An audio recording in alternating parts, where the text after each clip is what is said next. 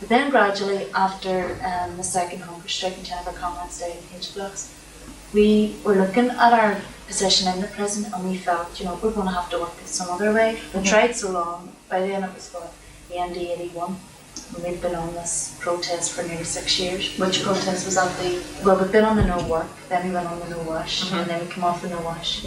When Bobby Sands went on hunger strike, we came off the no wash so that all focus could be placed on the hunger strike, because we learned from the first one that being on the no wash didn't allow us the same opportunities to communication in that channel. So we learned from that and we came off the no wash, we not just stayed on the no work. But at the end of that we realised, we're going to have a change of tactics. So we felt that maybe we should move about 5 women into the system and see if we could fight the structure within the system and build up ourselves from within the system. And what do you mean by within the system? Move off the no work protest, move into the system and try to break down all the things that they'd set up against us, you see. So that would mean giving some semblance of conformity then? Well, what they would term as but they would, but of course they don't term, they still consider us non-conformist. Right. So we moved 5 into the system to see how it would work. And those 5 were very severely punished. Now, the administration realised at that time, obviously, what we were doing, So they came out and they really, at that time there was no isolation wing, and they introduced an isolation wing. Boards, what we called that, is throwing you into solitary for 3 days, solitary confinement.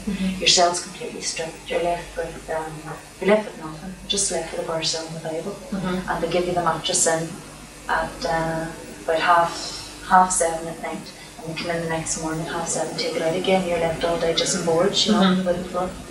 And this type of, there's an increase in punishment in that sense, and it ended up the 5 that we'd sent off were being more severely punished than us who were still on in a work protest. We were just getting the usual, locked up during working hours, lost of remission, but these ones were getting far more psychological torture, you see.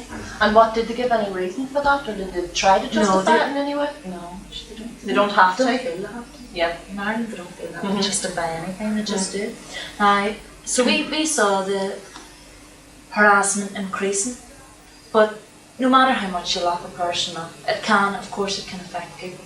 But they've done similar to this before, and throwing you into a bar cell, you're still been locked up for days and end. No, really, they're depriving you of all privileges, but you can be handled, and I think they felt themselves it wasn't enough.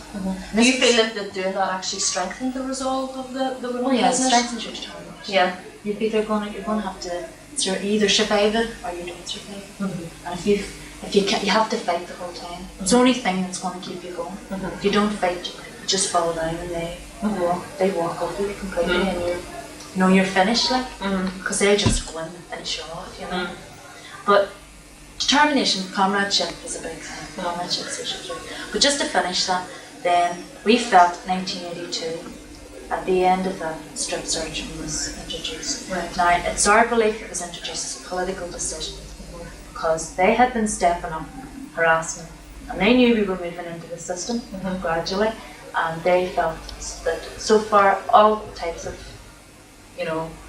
punishment hadn't worked, and this really was their last. This is their trump card, And the whole idea there was, to pick on the remands. The remands were going to be the ones who were going to eventually be sentenced with us, and they said, right, and they're coming in, and most of them come in very young. Of course, there's elderly ones as well who also suffered from the strip searching, and that's the time to try and, psychologically get in there and break them.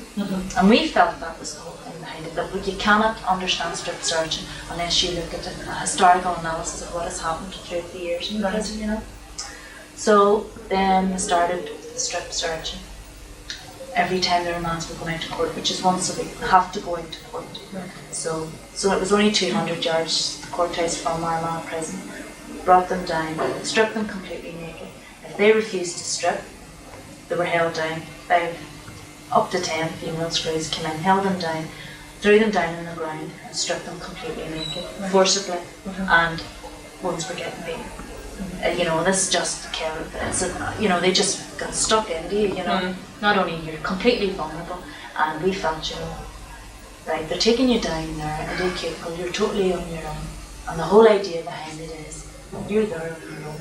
comradeship is a thing so important to you in jail. Right. Your comrades are right there, and they're trying to, they're passionate on that. Yes, they know what keeps you strong, so therefore they're trying to find something that's going to break that strength. So they isolate you and strip you naked, and that's... And they think stripping you totally of your identity.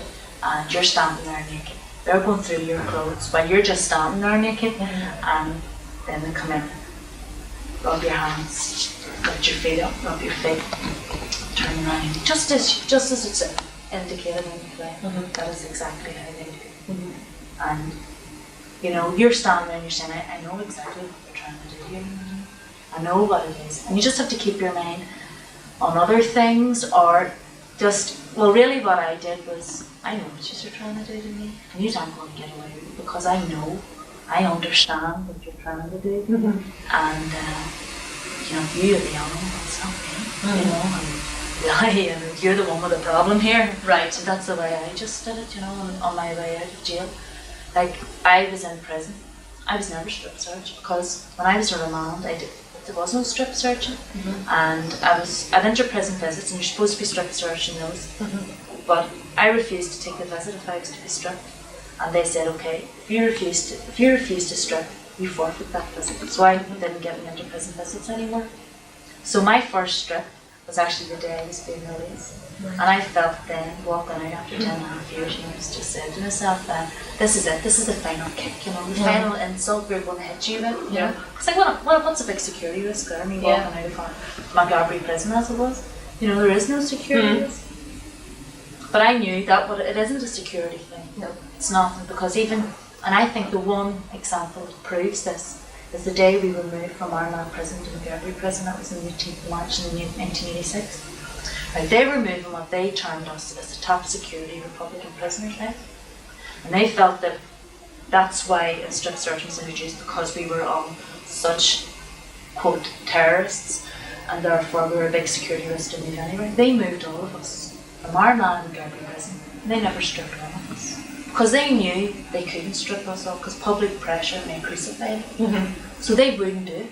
But the next day they took 2 of our remands out to Lisburn Court, which is only down the road from Maghaberry prison, and they stripped them. And these women hadn't been in contact with anybody else, it was just within the prison. They take you out from where you're stripped, and put you into a van. It's a lorry, and there's cells in the lorry. Right. You're locked into a cellular compartment and within the van. Right, you're escorted then, usually by 4 or 5 cockle jeep sprints. You're escorted down to the court. You're taken out of the sealed compartment. You're escorted into a cell into Lisburn Court. You're brought upstairs. You appear in Lisburn Court for about a minute. You're brought back down, locked back in the cell, and they bring you out, lock you back into the compartment. You don't see anybody. You don't even see your solicitor. The solicitor has to come up to the jail to see you if he wants to see you. You don't see anybody. And you're brought straight back to the prison. So that again would just reinforce the thing that it isn't the security thing, it's just a policy, that there's absolutely no They feel it's a means to torture, oppress and repress them. And they feel